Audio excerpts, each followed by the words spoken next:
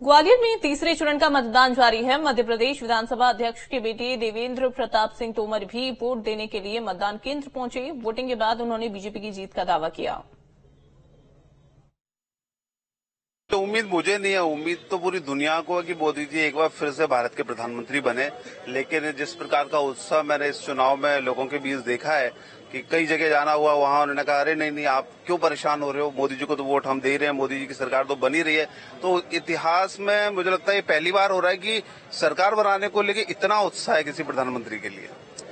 देखिए, ये तो क्या, चुनाव जब होते हैं तो निश्चित तौर पर, जो मैं राजनीतिक पंडितों की बात करूं या पत्रकार महोदय की बात करूं, निश्चित तौर पर जातिवाद को लेके कई बार आर्टिकल भी छपते, कुछ होता है। लेकिन मैं ऐसा मानता हूं जनता बहुत समझदार है, शिक्षित है, पढ़ी लिखी है और वो विकास को ही वोट देती है। और आज जो मोदी जी काम कर रहे हैं तो उस पर वोट दे रही है। इसमें जातिवाद तो कहीं दिखाई देता नहीं है।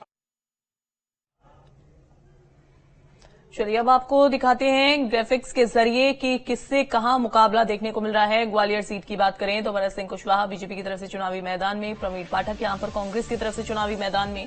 दोनों के बीच में कड़ा मुकाबला देखने को मिल रहा है। इसके अलावा अगली सीट जो है वो मुरैना की सीट है। यहां पर देखिए जो मुकाबला है वो सीधा देखने को मिल रहा है शिव मंगल सिंह तोमर के बीच में, बीजेपी की तरफ से चुनावी मैदान में। इसके अलावा कांग्रेस की तरफ से चुनावी मैदान में जो सामने आया है नाम, वो ग्राफिक्स के माध्यम से आप समझ सकते हैं। मुरैना सीट का ये जो मुकाबला है वो आपको बता रहे हैं। इसके अलावा अगली जो सीट है वो भिंड सीट है। यहां पर आप देख सकते हैं संध्या राय बीजेपी की तरफ से चुनावी मैदान में, फूल सिंह बरैया कांग्रेस की तरफ से चुनावी मैदान में यहां पर। और इसके अलावा भिंड ये सीट मुकाबला खड़ा देखने को मिल रहा है। बीजेपी ने यहां पर महिला चेहरे पर दांव खेला है। संध्या राय जो कि बीजेपी की तरफ से चुनावी मैदान में है, फूल सिंह बरैया यहां पर कांग्रेस की तरफ से चुनावी मैदान में है। अब हम अगली सीट के बारे में आपको बताएंगे। अगली सीट यहां पर गुना सीट है और ये देखिए ये काफी इंपॉर्टेंट, काफी ज्यादा जो सीट है वो सामने आ रही है। ज्योतिरादित्य सिंधिया यहां से चुनावी मैदान में और ये देखिए काफी हाई प्रोफाइल ये सीट मानी जा रही है। ऐसे में आपको बता दें कि यहां पर राव यादवेंद्र सिंह चुनावी मैदान में हैं कांग्रेस की तरफ से। दोनों के बीच में मुकाबला कड़ा है। जनता किसको चुनती है, किसके ऊपर भरोसा जताती है। हालांकि हमने देखा है कि यहां पर ज्योतिरादित्य सिंधिया के साथ उनका पूरा परिवार प्रचार प्रसार में लगा हुआ था और काफी अच्छी पकड़ वो जनता के बीच में बनाते हुए नजर आए थे। बीजेपी की तरफ से ज्योतिरादित्य सिंधिया चुनावी मैदान में गुना सीट से। इसके अलावा राव यादवेंद्र सिंह जो हैं वो कांग्रेस की तरफ से चुनावी मैदान में।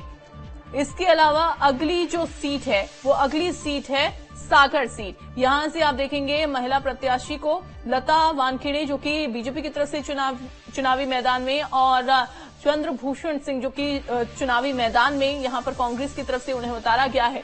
मुकाबला जो है वो देखने को मिल रहा है। जनता ने हालांकि डिसाइड करना है वो किसको चुनना है। जनता वोट दे चुकी है और जो जनता बची हुई है उसे वोट देना है। चंद्रभूषण सिंह बुंदेला चुनावी मैदान में कांग्रेस की तरफ से प्रत्याशी हैं और साथ ही लता वानखेड़े बीजेपी की तरफ से चुनावी मैदान में उन्हें उतारा गया है।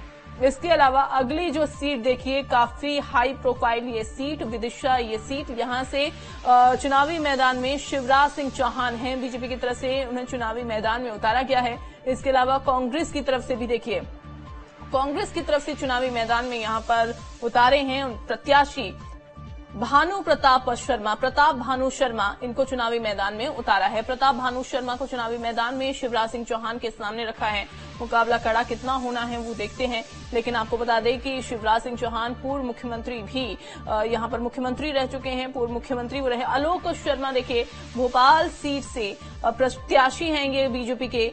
आलोक शर्मा बीजेपी की तरफ से चुनावी मैदान में इन्हें उतारा गया है। इसके अलावा अरुण श्रीवास्तव जो हैं वो कांग्रेस की तरफ से चुनावी मैदान में उन्हें उतारा गया। भोपाल सीट का समीकरण आपको बता रहे हैं। भोपाल सीट पर टक्कर कितनी है दोनों ही प्रत्याशियों के बीच में, आलोक शर्मा और अरुण श्रीवास्तव के बीच में टक्कर जो है वो देखने को मिल रही है। तो ये भोपाल सीट के बारे में आपको बता रहे थे कि भोपाल ये सीट, यहां से आप चुनावी मैदान में देख सकते हैं बीजेपी और कांग्रेस के कैंडिडेट अभी फिलहाल सामने हैं। अपने सामने दोनों ही कैंडिडेट मुकाबला कड़ा जो है वो